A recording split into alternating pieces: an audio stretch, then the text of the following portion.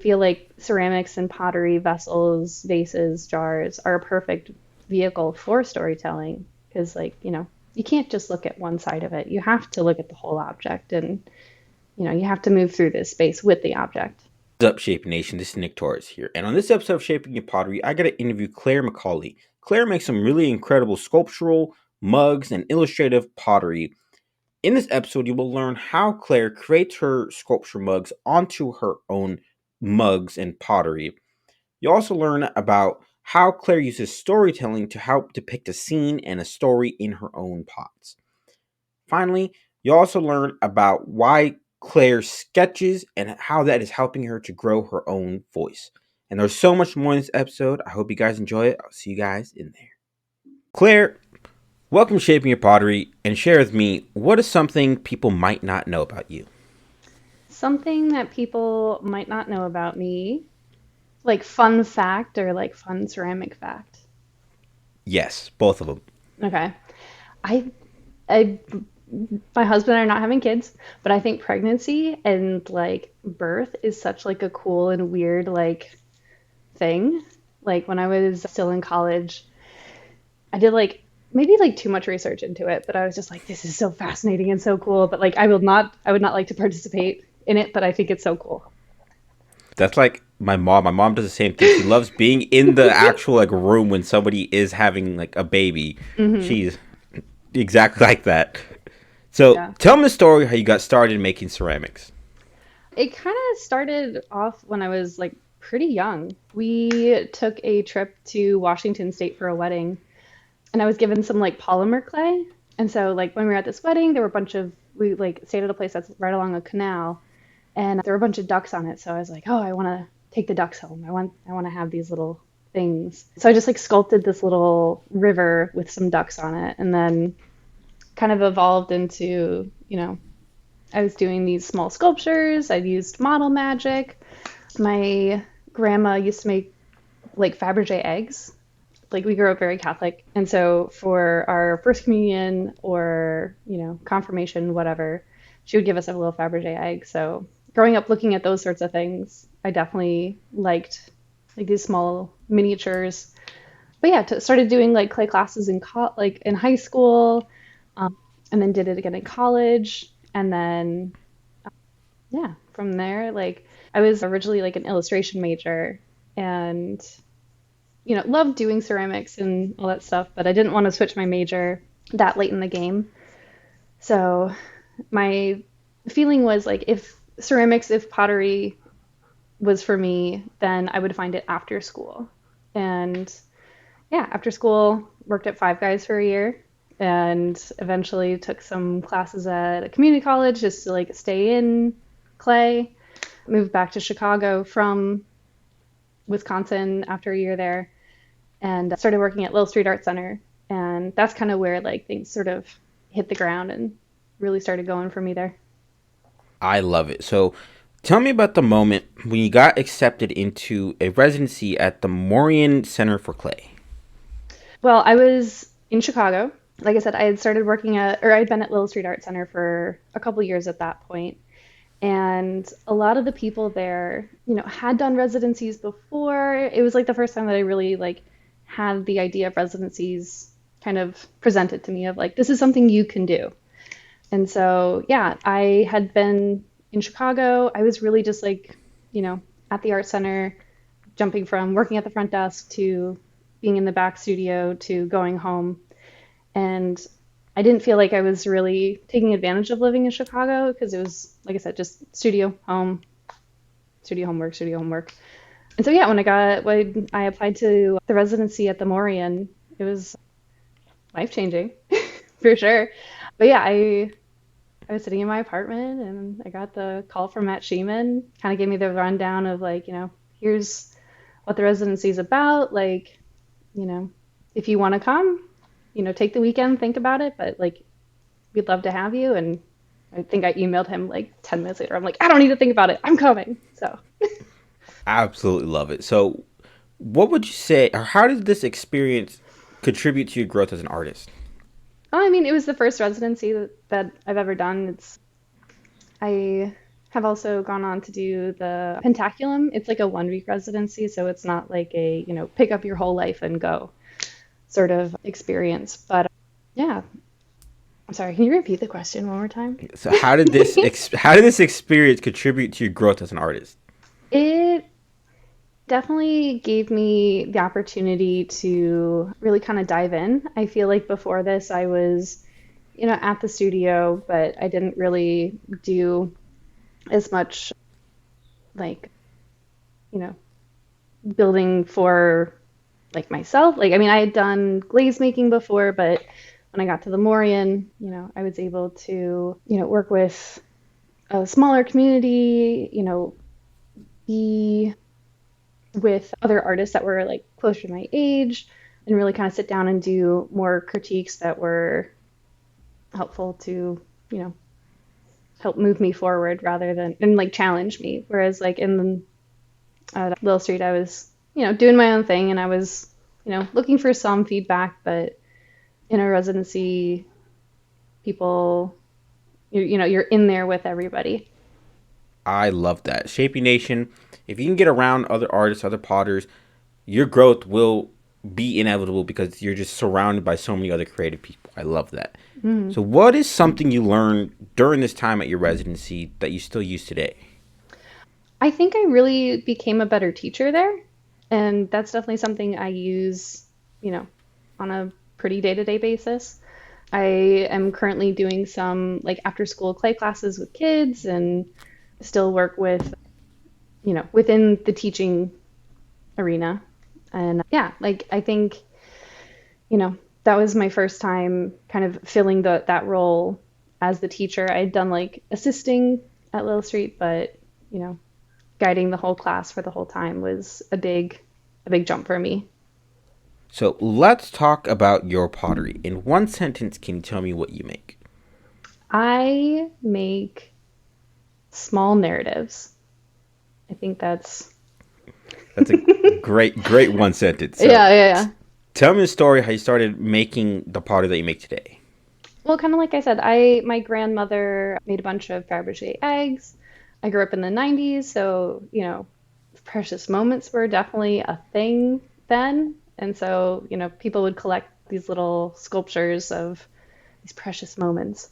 And so I think that was like pretty influential. But yeah, I have always really loved like small enclosed objects. And so, yeah, I think that just has been something that I've enjoyed making.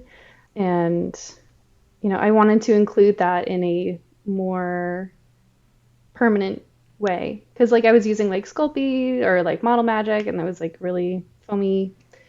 And so, yeah, like, I like the miniature, I like the detail, I like like I said, the storytelling. So, I originally got my degree in illustration.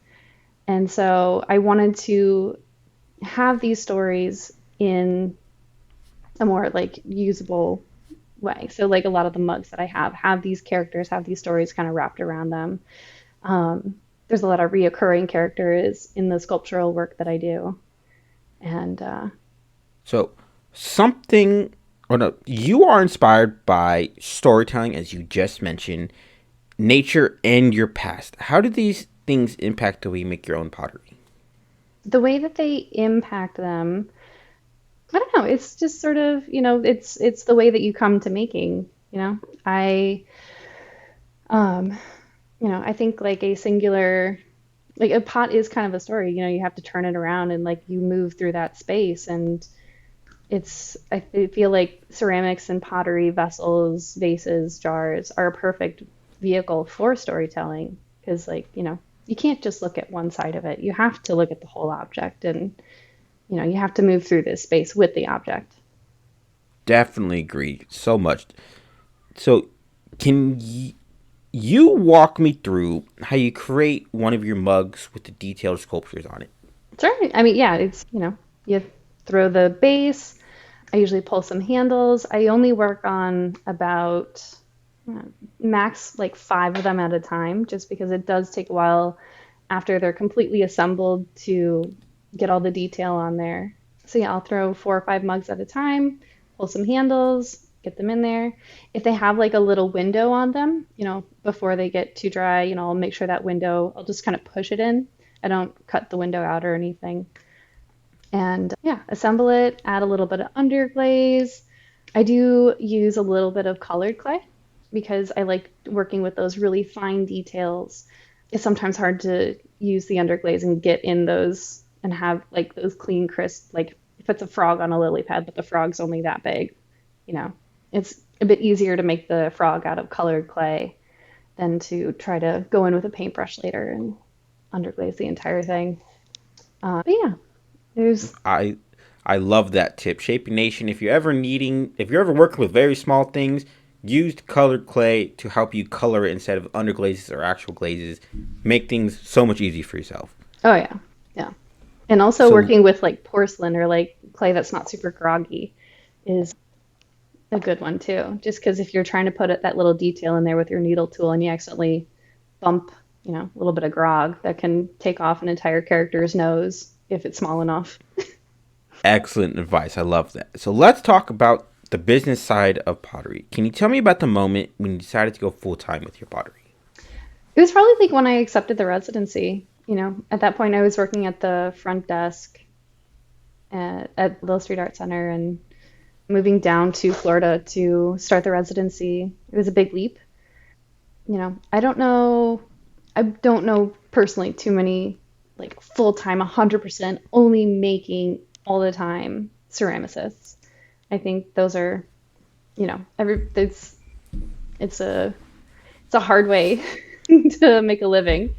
So like I do consider myself like a full-time potter, but I also teach a lot and I used to feel a little weird about that. I'm like, oh, am I a full-time artist? Or like, if you're not only doing, these fine sculptures, if have to kind of pivot and make some work for markets and stuff, like that's totally fine.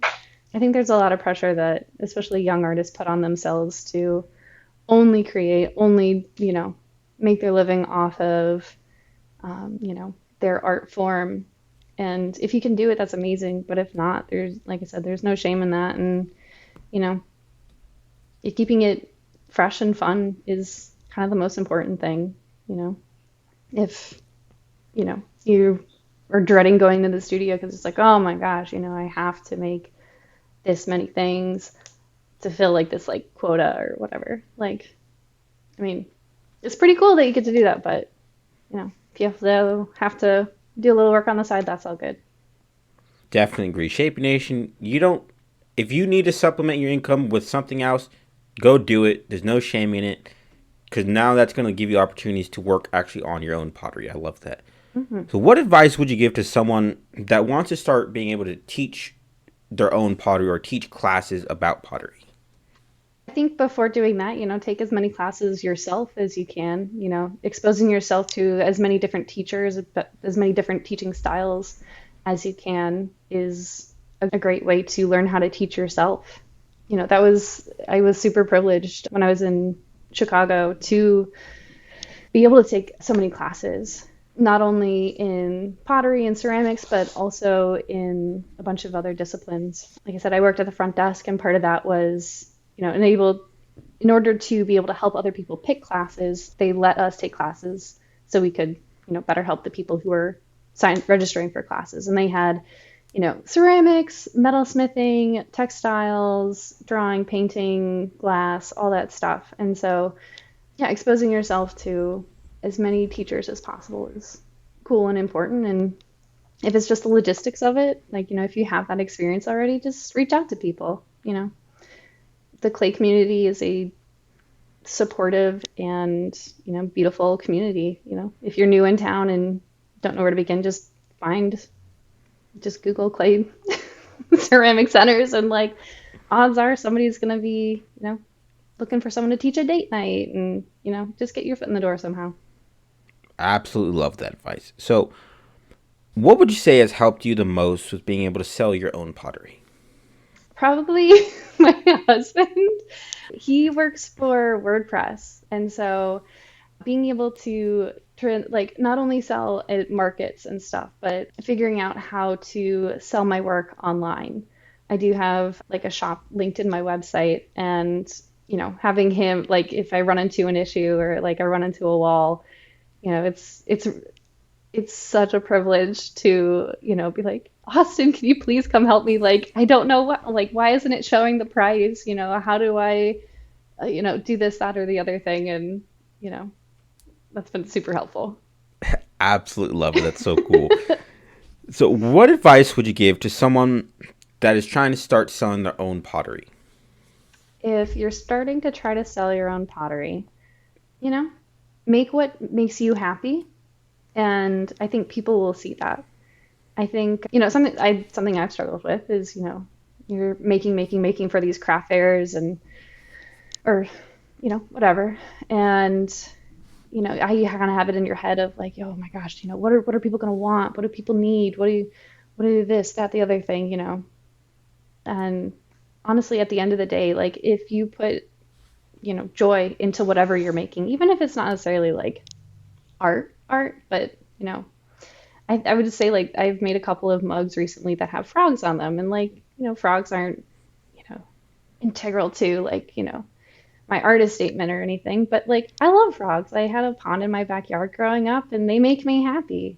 And I think that, when I bring those mugs in particular to markets, people can see like I enjoy making them. I am, you know, it's something that brings me joy, and I think people want to, you know, have that kind of joy.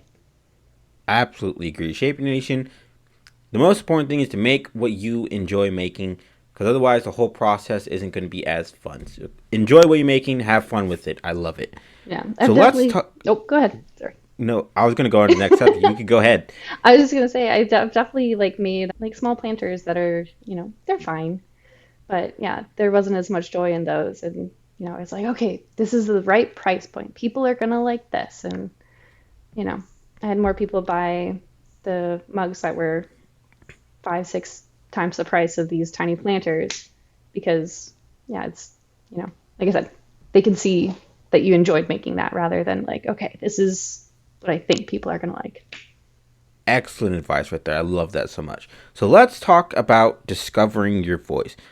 What was your biggest obstacle when it came to finding your own voice? I think for like at least my like millennials and kind of everybody who's grown up in with like the internet, there's so much input like, from all different angles, and I think that's kind of the hardest thing that a lot of artists face when they're trying to find like their voice is, you're influenced by a lot of different things. And like, I think everybody has been throughout the years or throughout history, you go to a museum, you're influenced by that. You go, down the street, you're influenced by that. But yeah, I think that's been the hardest thing. I also feel like it was a bit of a different journey for me because I didn't start out in clay. Like I said, I started out like in illustration and kind of made my way to clay. And so for me, it's been the way that I've kind of worked through that is through like a lot of sketches or like, if you're going through your sketchbook and you're like, okay, well, like, no, this looks a little bit like this, trying to take elements that you like and, you know, pivot a little bit or like take some elements but say like, okay, I like this particular thing, but let's see if we can shift it in a different direction. And I think it also kind of comes back to like that joy aspect, if you make what makes you happy, um, and through that you'll find your artistic voice. Definitely agree. I love that so much. So, what are you doing to evolve your voice even further? Right now, like I said, I've been doing a lot more sketching. Yeah, I've been giving myself different like sketching challenges. So trying to, figure out if, what I have been doing is what is currently still making me happy, or, spending a lot of time kind of sketching things out, seeing, you know, how can I push different things further, different concepts, different ideas. What advice would you give to someone that is looking to discover their own unique voice with their pottery? Don't be afraid to fail or don't be afraid to try things.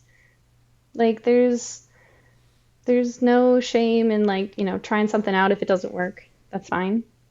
If you're trying to find your own particular style, I mean that's I think it's kind of hard to give advice on that because everybody's journey is so different. But yeah, I think like I wouldn't worry too much about getting there, enjoy the journey. When I was in college, I worried about that, and it wasn't until after college that, I really felt like I had a direction that I was comfortable going with or I was happy with. So, don't worry too much about it and just keep making. I think that's the Definitely biggest agree. thing. Shaping Nation, the best thing that you could do to help you find your voice is to simply just to keep making and enjoy the process as well. That's how you're going to be able to find your own voice. I love that. So, as we are coming to a close here today, what is one thing you want to hammer home with my audience? Well, kind of on that last note, like, there's in clay, in, almost any art, medium, whatever, there's no such thing as a bad sketch. You know, it's, do what's going to make you happy, be happy about what you're making, or try to be happy about it. Yeah, no such thing as a bad sketch. Absolutely love it. Great parting words of advice. So, Claire, it was so great chatting with you today. Where can my audience go and learn more about you? I am on Instagram at Claire McCauley, but ClayRemccauley. I've also got my website, which is just cmacaulay.com.